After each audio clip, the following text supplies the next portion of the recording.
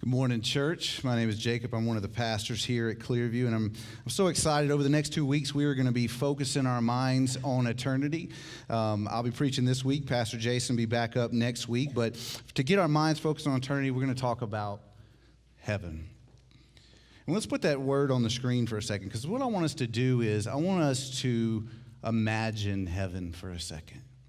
So when you look at that word, what picture does your mind begin to paint? So we're just going to sit here for a second and let your mind just imagine heaven for a moment.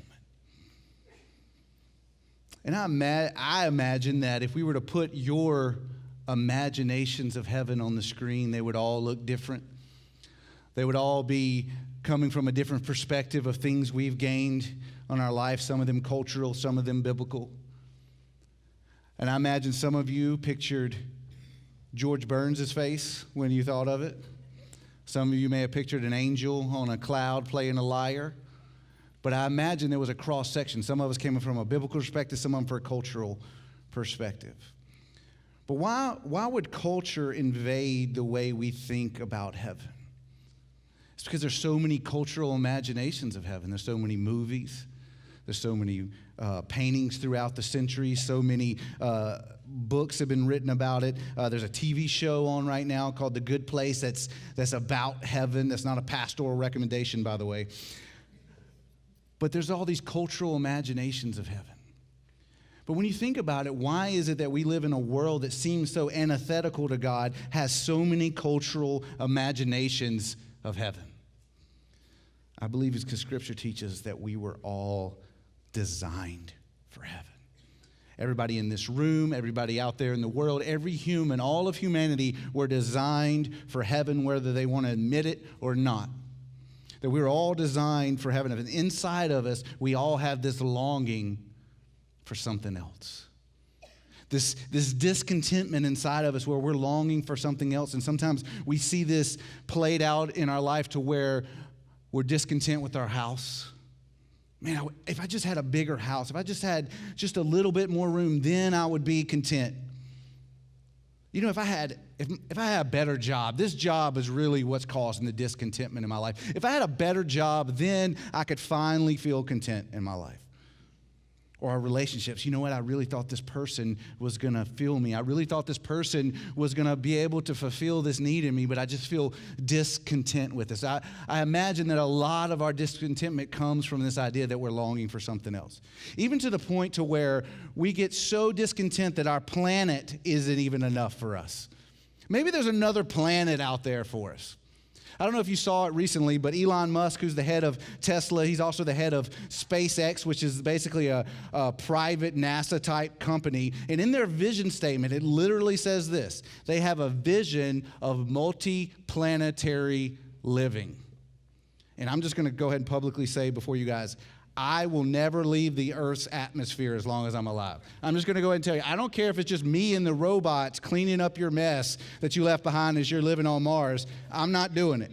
I'm not doing it. But they have a vision for multiplanetary life. And just a few weeks ago, they launched this huge rocket called Falcon X. It's one of the largest rockets ever launched, and it was amazing to watch. I watched it. You should watch it. And they used reusable boosters where when the boosters went off, they went and landed so they could use them again. But inside of this rocket, this huge rocket, the payload inside was a car, a Tesla. We can look at a picture. This is a picture of it. We'll look at it right now. That's a real picture. I know it looks fake, but that is a real picture of the Tesla car floating above the earth with a fake astronaut inside of it. My first question is, who do you have to call to get permission to throw a car into outer space? Is there like a particular person, or is it like, hey, man, you got enough money, you can just do whatever you want to do? So they threw a car into space, and inside this car on the motherboard, it says, made by humans on Earth. It's crazy. Like they're throwing cars into the cosmos. And the reason I tell you this, because when you look at heaven in the Bible, it gives you three different kinds of heaven. It uses the same word, but it gives you three different contexts to picture heaven. The first one is the atmosphere. So the atmosphere of earth, the heaven. God created the heaven. So it's the atmosphere of us on earth. And then there's the cosmos, where we just throw cars for fun out into outer space. So there's the earthly atmosphere, and then there's the cosmos. And often our discontentment comes from us trying to delight in things that are in the earthly atmosphere or in the cosmos. But the third heaven the Bible speaks of, the heaven of heavens, the place where God's special dwelling place is. This and this alone is where our contentment be found, in the heaven of heavens. And I got two quotes for you in your notes. I want to put them on the screen. The first one's from Randy Alcorn, who wrote one of the greatest books on heaven, and I have it in your deeper reading there in your notes. But listen to what it says. Nothing is more often misdiagnosed than our homesickness for heaven. Nothing is more misdiagnosed than our homesick for heaven. So maybe our discontentment really just comes that we're longing for our true home.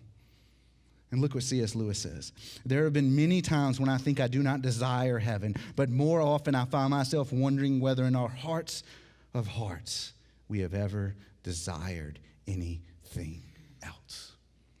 So when we imagined heaven a moment ago, many of us may have had some cultural influences on what we think about when we think about heaven. This morning, what we're going to try to do is be biblically informed when we look at heaven, because heaven gives us the picture. The Bible gives us the picture of heaven so we will imagine it, so we can hope for something greater. It gives us that picture, so we will try to look at heaven through the biblical lens today. So we're going to do that in Revelation 21, starting in verse 1. I'm going to give you a little context to it before I read it.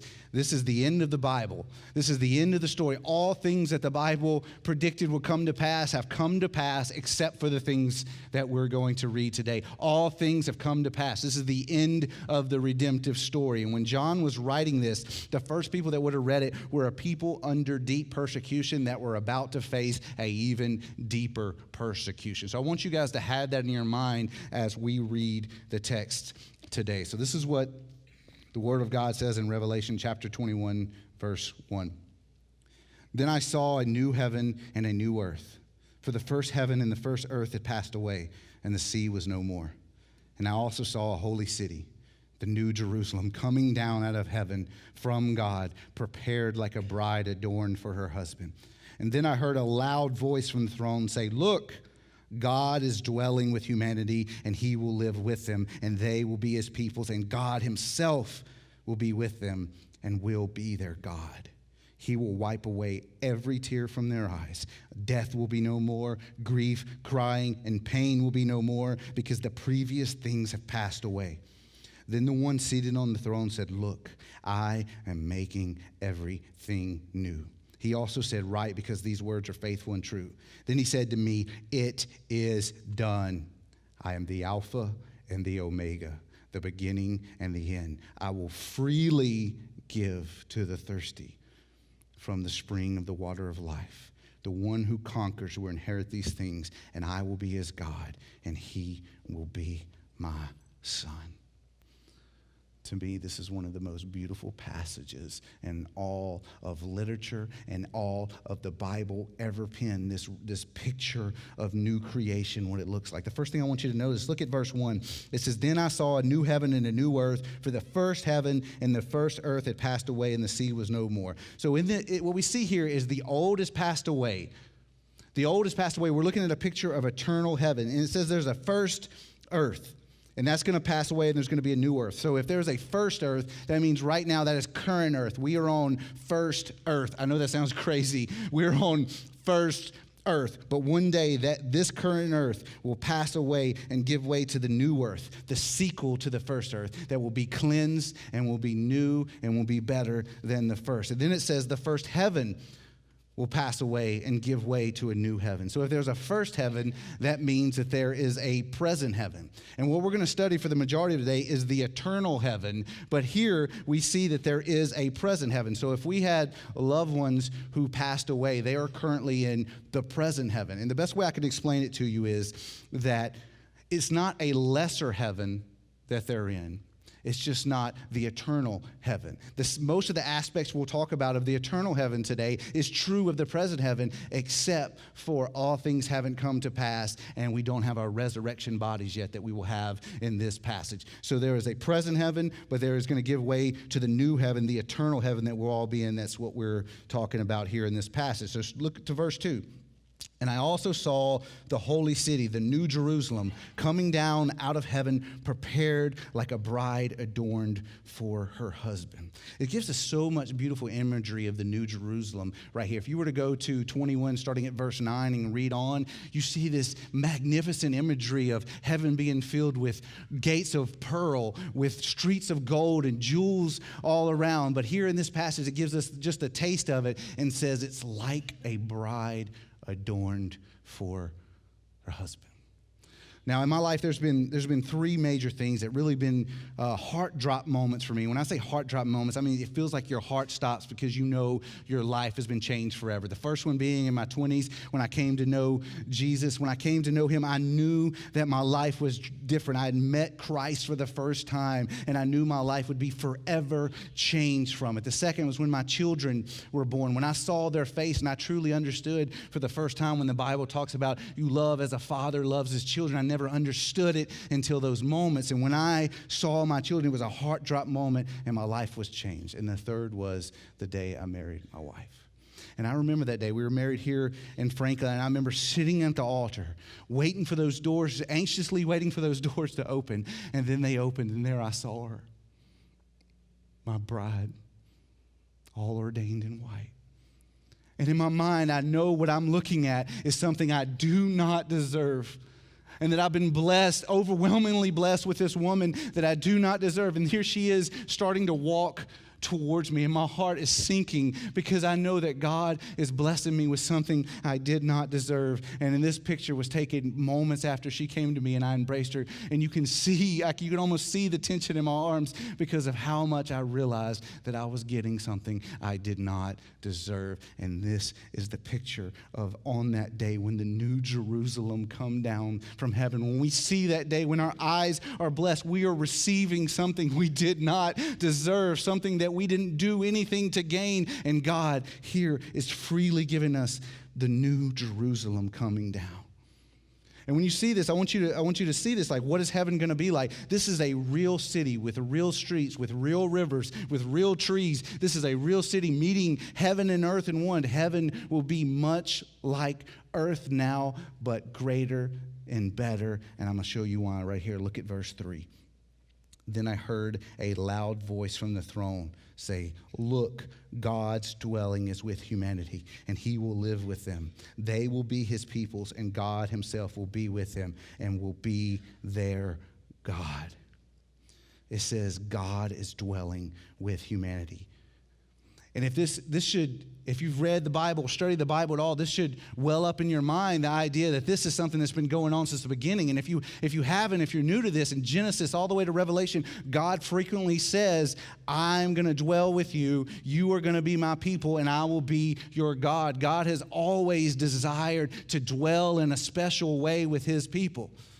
From Eden, in the Garden of Eden, he dwells with his people, Adam and Eve, in a special way. And then the fall, even though the fall has happened, God still desires to dwell with his people. So he dwells with the tent. He dwells with them in the tabernacle. He dwells with them in the temple. And then Jesus comes and is Emmanuel, God with us, and he dwells with us in that way. Then Jesus goes away and is resurrected, and he gives us the Holy Spirit, and God dwells with us through the Holy Spirit inside of us.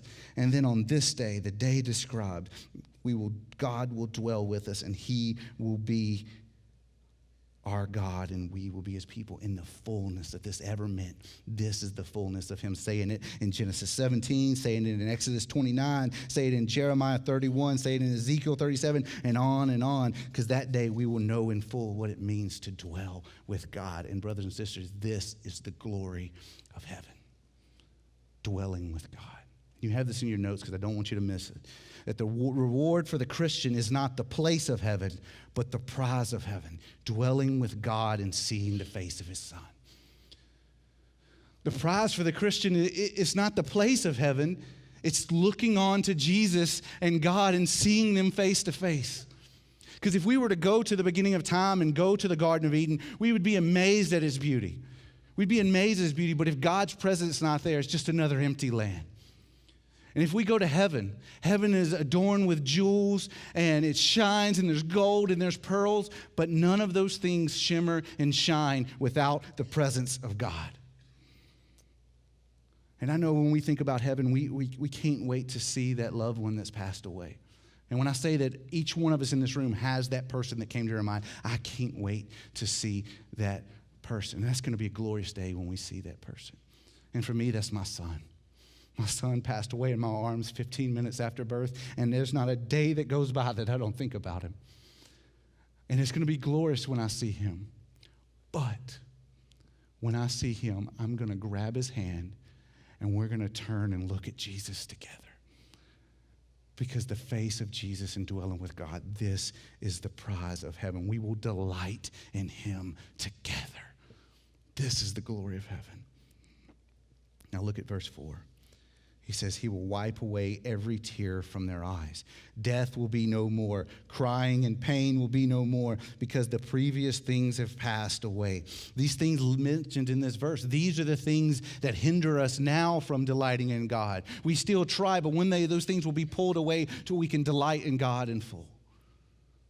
That all of these things will pass away and become untrue. In the end of Lord of the Rings, after all things have been said and done, the ring has been destroyed, and Sam and Frodo, they're laying there in Mordor, they're half dead, and then all of a sudden Sam sees Gandalf alive. His friend who he thought was dead is there alive, and this is what he says. Is everything sad going to come untrue? Is everything sad going to come untrue? Sam, it is true. Because the picture of heaven is that every sad thing will come untrue.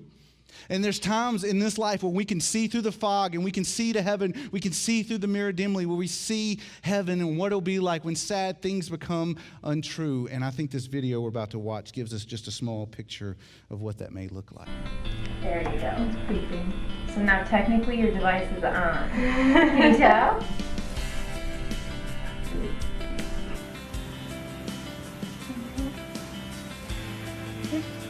said you hear it. Hi, Cooper. Hi, Cooper. Hi, Cooper. Up, up, up, up, up, up, up.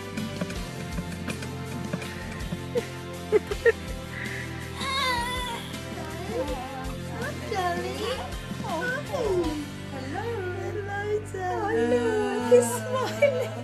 What do you think? Hi, baby. Sounds good.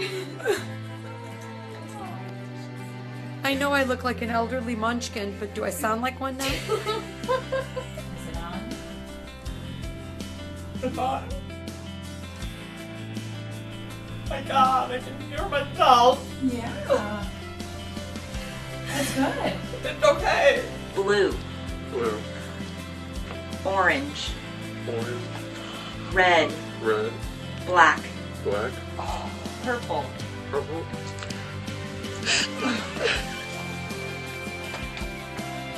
What do you think? Amazing. What is it like? It's okay. So different, dude. Yeah.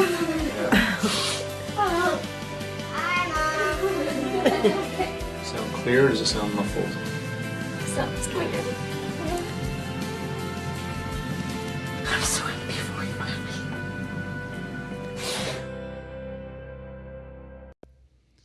In that video, it's people receiving cochlear implants and hearing for the first time. And you see the joy in their face. When you see that joy, I think that kind of joy, we all have moments of that kind of joy. That kind of joy you see is pictures of what heaven will be like times a million. That kind of joy, because every sad thing is going to come untrue. Look at this list. I have this in your notes, the list of sad things that come untrue. Number one, that there is no death and sin any longer. There's no death or sin any longer. No longer will we suffer. Praise be to God that no longer on that day will we suffer. And sin will be gone. There will be no more pride, no more anger, no more lust, no more anything. We won't be tempted to sin anymore. What a hope it is that one day that burden of temptation will be lifted from us. There's no death and there's no sin. And on that day, no longer will a mother and father have to grieve their loss of their child that was shot in a school. No longer will a family have to grieve over losing their mother through cancer. No longer will someone have to grieve because they needlessly lost their family member in a car accident, because death will be no more. And because of that, there will be no more mourning. There's nothing left to lose. There's no mourning. There's nothing left to lose. No one will never lose another thing or person that we held on to. There is nothing left to lose because all we delight in is right there in front of us. And it makes you think of Matthew. In the book of Matthew, Jesus in the Sermon on the Mount gives the Beatitudes. And one thing he says is, blessed is the one who mourns, because he'll be comforted. And I think that means that God's going to supernaturally comfort those who mourn. But I think it also means, when Jesus is saying this, those who mourn over their sin will be comforted. Those who mourn over their sin will be comforted. And they're talking about on this day, because there is no more mourning. We don't have to mourn over death anymore, and we don't have to mourn over sin anymore, because both of those things are gone. Let me read Psalm 30:11 to you. Listen to what the word says. You have turned my mourning into dancing. You have loosed my sackcloth and clothed me with gladness, that my glory may sing your praise and not be silent. O Lord my God, I will give thanks to you forever. Forever. Listen to what Isaiah 60 verse 20 says. Your sun shall no more go down, nor your moon withdraw itself, for the Lord will be your everlasting light, and your days of mourning shall be ended. And it sounds just like that verse from Isaiah, sounds just like Revelation 22:4, which is speaking of the same moment. They will see his face, and his name will be on their foreheads, and night will be no more, and they will need no lamp for light or sun, for the Lord God will be their light, and they will reign forever and ever and ever. There will be no more mourning, because our separation from God will be ended, because we are now dwelling with him. And then there will be no pain. And I know there's some in this room, because I've talked to you, that you struggle with chronic pain on a regular basis, or you know someone who does. On this day, there will be no more pain. And I pray that that is a hope for you, enough for tomorrow to know that the pain will be gone. And because there is no death, because there is no sin, there is no mourning, there is no pain, there is no more fear. Perfect love finally cast out all fear. There's nothing left to fear. And then one more for you, because it's not in your notes, but it's true of, there's no hope in heaven.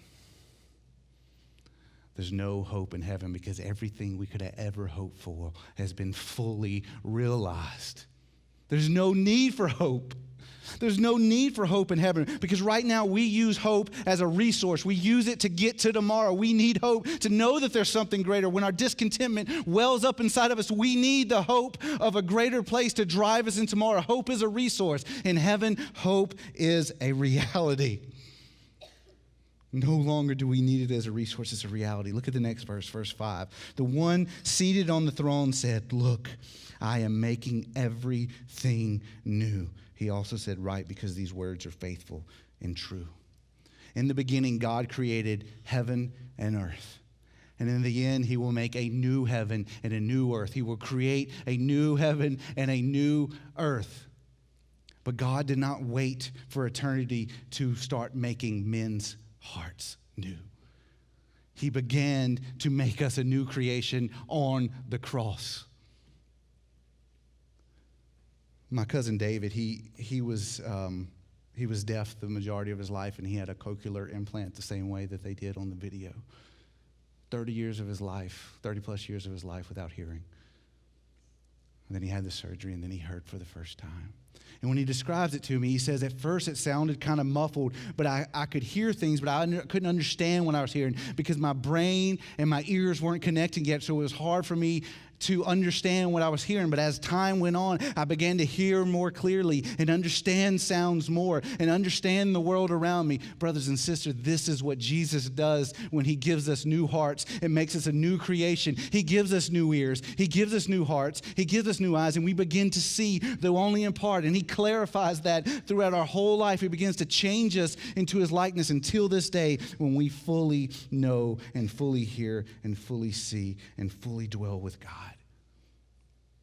That he's continually working in us. Look at verse 6, what it says.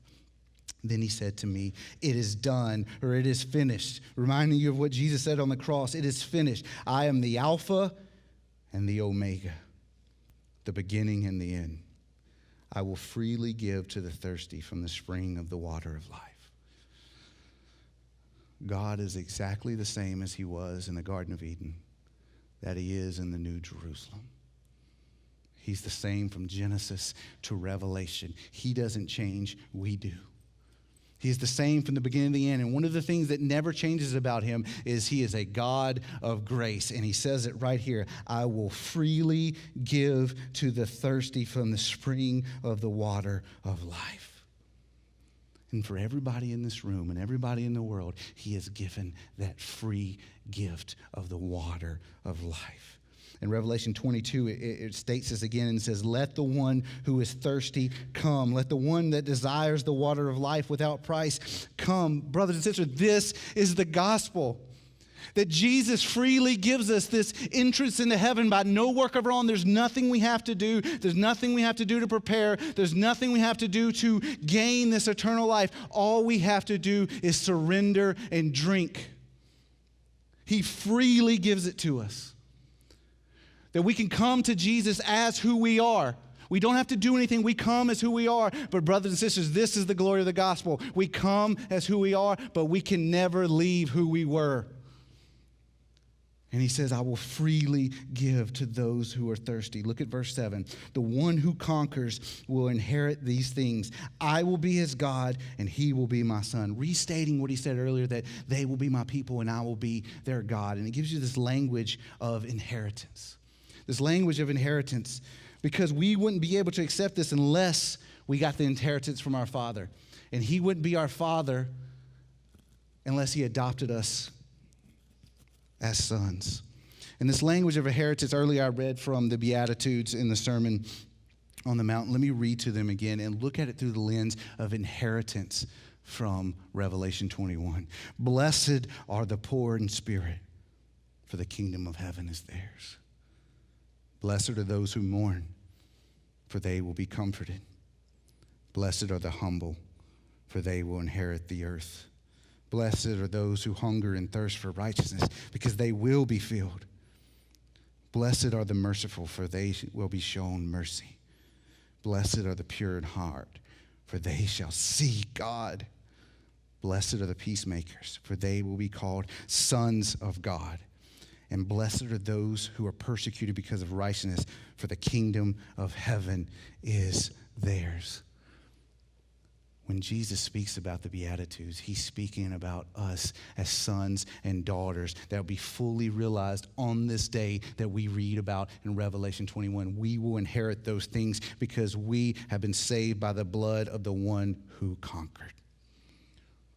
So when you think about this, when you think about all the things we talked about heaven, it shouldn't just leave us the same. Honestly, it shouldn't just leave us the same, because really the high theology of heaven should change how we live in the here and the now. The high theology of heaven should change how we live in the here and the now. And you have this in your notes because I don't want us to miss this, that any theology that doesn't travel from our heads and our mouths to our hearts and hands is theology we don't truly believe. Any theology that doesn't travel from our heads and our mouth to our hearts and hands is theology we don't truly believe. Because if heaven is what we're made for, and heaven is what we long for, that should have a real effect on the way we live in our everyday life. It just should. It should have a real effect on our everyday life. And later in the Sermon on the Mount, after the Beatitudes, Jesus teaches us to pray. And he says, Our Father, who's where? In heaven. Thy kingdom come. Thy will be done on earth as it is in heaven. And we know one day from this passage, God will make those two one. That heaven and earth will become one and his will be done on both. But until that day, he tells us to pray that so that we will pray it daily for it to happen and that we will live for it to happen. That we will live as if heaven has already come. Your will be done on earth as it is in heaven, because heaven did come down and his name was Jesus, and he taught us a new way of being in the world until that day comes. So look at this, 3 ways to live towards heaven in the here and now. Evangelism that fills heaven, discipleship that prepares hearts, and worship that practices eternity. Evangelism that fills heaven. We do not want to go to heaven alone. We don't want to go to heaven alone, but what we do have is the hope of eternity. We have the hope of heaven that God freely gave us, and we should share with everyone we come across and freely give it to them. And remind them that one day death will be no more. But before even that, death has already lost its sting. Death has already lost its sting. And what a tragedy is it that we read about heaven and what it's going to be like and how hopeful we are that day, and our neighbor has no idea about it. And our coworker has no idea about it. We are called to live with an evangelism that fills heaven, and then a discipleship that prepares hearts. A discipleship that prepares hearts, because we know that heaven is coming. We know he's going to make a new earth and a new heaven one day, but we also know that he already began to give us a new heart. And he's changing us into his likeness. And what he did, he put us in community for a reason, so that we would have a discipleship of each other, so that when the valley comes, because the valley will come, because death still exists, pain still exists, sin still exists, and because of that, we will have valleys in our life. But God gave us in community so that we would disciple each other to, in the deepest valley, delight in God, because we know that one day all of those things will be gone. Evangelism that fills heaven, discipleship that prepares heart, and worship that practices eternity. On that day, we'll be around the throne and we'll all see, worthy is the Lamb. And I guarantee you that on that day when we're singing Worthy is the Lamb together, not one of us will say, hey, what style of worship is this? Because we won't care. We won't care how we're singing it. We'll just care who we're singing it to. And brothers and sisters, that should be how we practice heaven here, that we don't care how we're singing it, just that we're singing into the God who freely gave us life. And we worship to practice eternity so we can delight in God the way we will in full on that day. And I want to end by saying this. In Matthew 25, it says, when Jesus comes in judgment, he's going to separate people into 2 groups. The sheep on the right, the goats on the left. The ones on the right are the ones with their names written in the book of life. And they will enter heaven. And they will delight in God and his presence. And the ones on the left won't. So if you're here today,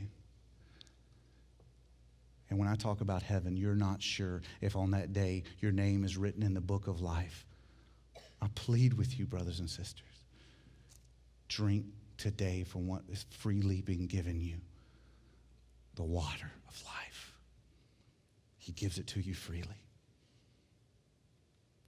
And if you're saved, if you're a follower of Christ and you're here today, let me compel you to remind you, when you hear that gospel of free grace given to you to live a different life, to live a life unto him, following him, let it remind you that that same free water that he gives the lost who just became Christians in this room, he gave to you. Let the gospel remind you that he freely gave to you, and let that change the way you live in the world, that you live as if heaven has already come down. And to all of us, let us worship as if heaven has already come down. And let's delight in God, because heaven did come down, and he's coming again, because the end of this book says, know that I am coming soon. And they respond, come, Lord Jesus.